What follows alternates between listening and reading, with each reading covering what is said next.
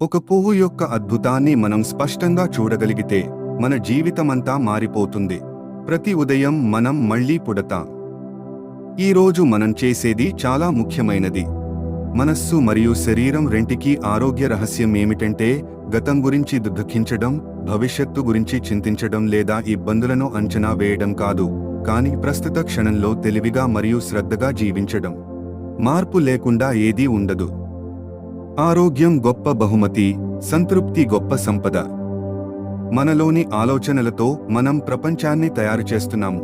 మీ పని మరియు మాటలు ఇతరులకు ప్రయోజనకరంగా ఉంటే ఆనందం వస్తుంది.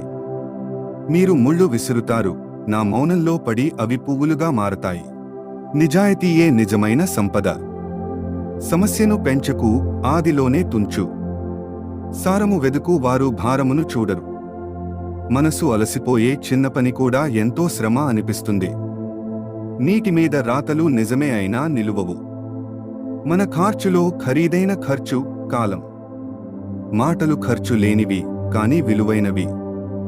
ఆత్మానందం పొందాలంటే ఆచారంతో పాటు ఆచరణ కూడా చేయాలి. కసురుతూ మాట్లాడకు, విసుగుతో పని చేయకు. జీవన మాధుర్యం అనుభూతి కావాలంటే గతాన్ని మరవాలి. బుర్రలో ఎన్ని కోరికలు ఉంటే అంత అశాంతి. క్రమశిక్షణ గల వారిని విజయం తప్పకుండా వరిస్తుంది. మంచి స్వభావమే మనిషికి అలంకారం. మూర్ఖుని ప్రశంస కన్నా బుద్ధిమంతుని మందలింపు మిన్న.